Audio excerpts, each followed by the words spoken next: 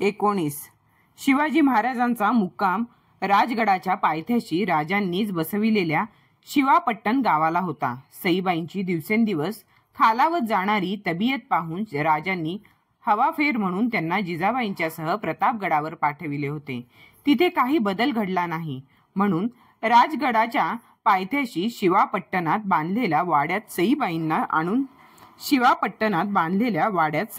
आणून ठेवले होते.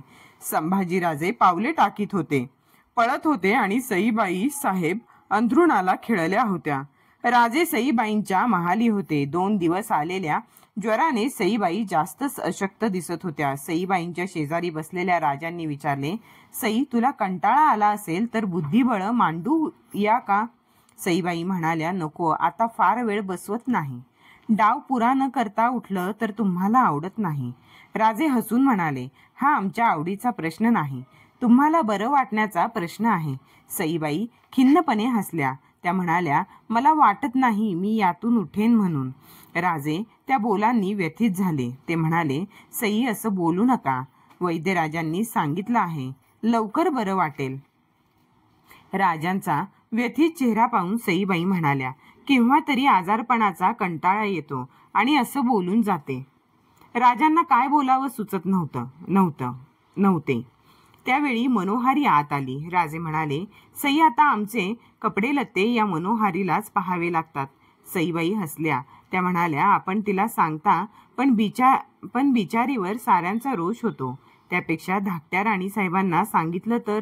सई, ही कामं सांगून वा ठरवून का होतात? राजे म्हणाले, तुमच्या बरोबरच आली, हिला फारसं सांगावंही लागत नाही.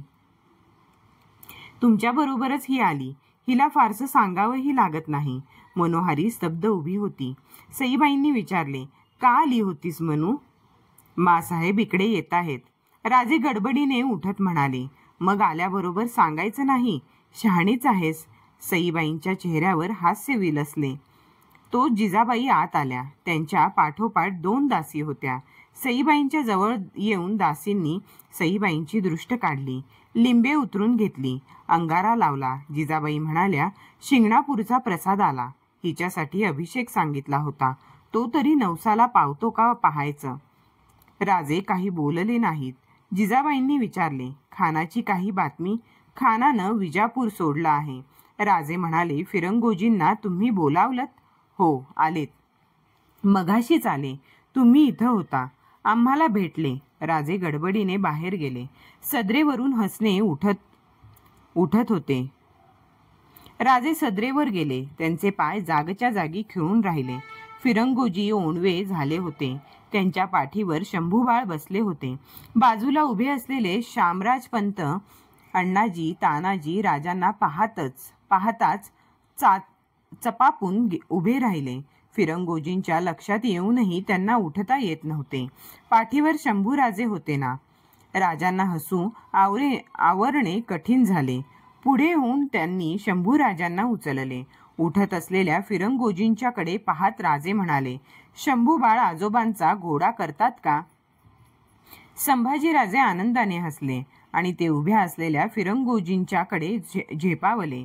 फिरंगोजींनी त्यांना घेतले. राजे म्हणाले, फिरंगोजी राजांना तुमचा भलताच लळा लागलेला दिसतो. 2 वर्षांची उमर, पण माणसांची चांगली ओळख ठेवतात. फिरंगोजी म्हणाले. फिरंगोजींच्या काखेतून शंभूबाळ खाली उतरले आणि दौडत आत गेले. राजे खाशा सदरेत आले. फिरंगोजी तानाजी रघुनाथ पंत ही मंडळी मागोमाग होती. राजे बैठकीवर बसले. फिरंगोजींना विचारले, राजे, आठवण बरी केली सा? फिरंगोजी, माणकोजी, ही मंडळी मोठी आधाराची. संकटाच्या वेळी तुमची आठवण करायची नाही तर कुणाची करायची? संकट काय, 5वीलाच पुजलंय. फिरंगोजी म्हणाले. तसं नव नरसाळा. माणकोजी 10 तोंडे म्हणाला. विजापूरचा अफजल खान वाईला सुभेदार होता. त्यो विजापुरासनं निघालाय. कशाला? तुला लग्नाचं आवातनं द्यायला. माणकोजी चिडले. सारे हसले.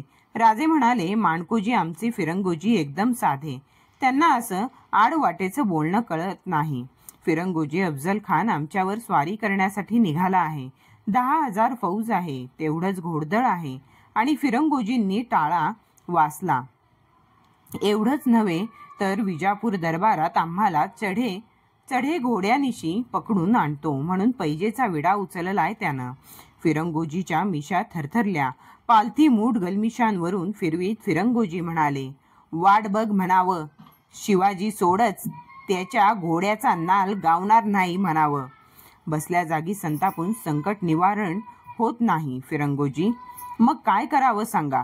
खानाची तयारी ऐकली तर खान सामोपचारानं फिरेल असं दिसत नाही. त्याचा तो इरादा नाही. विश्वासराव आल्याची वर्दी घेऊन नोकर आत आला. विश्वासराव म्हणजे राजांच्या नजरबाज खात्याचा बहिर्जी बरोबरचा हुद्देकरी. विश्वासराव जेव्हा आत आले तेव्हा आतल्या दरवाजाने जिजाबाईही आल्या. विश्वासरावांनी मुजरा केला. जिजाबाई म्हणाल्या, विश्वासराव, काही चांगली बातमी आणलीत ना? विश्वासराव काही न बोलता उभे होते. राजांनी विश्वासरावांना विचारले, सांगा विश्वासराव, काय झालं? महाराज, बातमी चांगली नाही. खान वाकडी वाट करून तुळजापूरला गेला. तुळजापूरला? मासाहेब उद्गारल्या. हो, तुळजापूरला. खानानं तुळजापूर लुटलं. गाव बेचिराग करून खान भवानीच्या देवळात गेला. तुळजापूरची भवानी खानानं फोडली. जिजाबाईंचे डोळे भरून आले. राजांच्या उभ्या शरीरावर काटा फुलला. डोळ्यांत संताप उसळला. आपल्या मुठी आवळीत ते म्हणाले, विश्वासराव, खानानं आमचं कुलदैवत फोडलं आणि आम्ही ते शांतपणे ऐकतो आहोत. खानाची मजल इथवर जाईल असं वाटलं नव्हतं. विश्वासराव म्हणाले, राजे, तुळजापूर मारून खान पंढरपूरकडे वळला आहे. पापाचे घडे पुरे भरूनच खान येणार असं दिसतं. जिजाबाई म्हणाल्या, हो, त्याच्या पापाची आणि आमच्या दुबळेपणाची परीक्षा एकाच वेळी होणार असं वाटतं.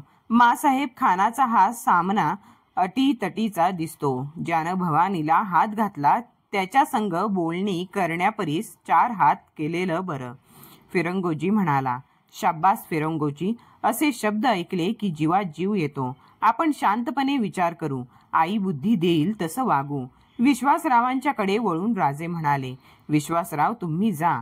खान कुठं जरी फिरला तरी छावणी वाईलाच करील. त्याच्या सुभ्याचं ते ठिकाण पंढरपुरापासून वाईपर्यंत आपले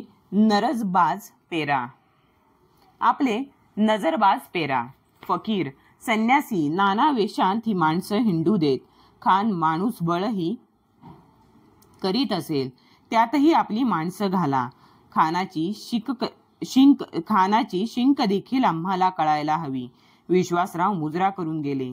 चिंताचूर जिजाबाईंकडे पाहून राजे म्हणाले, मासाहेब, खान अवेळी येतो आहे याबद्दल परमेश्वराचे आभार मानायला हवेत.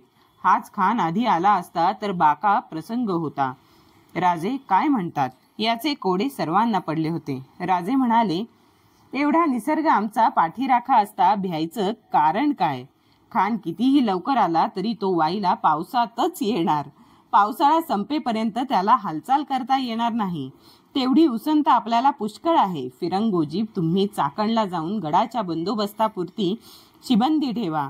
गड सुरक्षित करून उरलेल्या शिबंदीनिशी इकडे या. सोनोपंत अशाच आज्ञा साऱ्या गडांवर पाठवा. दुसऱ्या दिवशी राजांचा शिवापट्टणचा मुक्काम राजगडावर हलला. गडाच्या बंदोबस्तीचे काम जारीने सुरू झाले.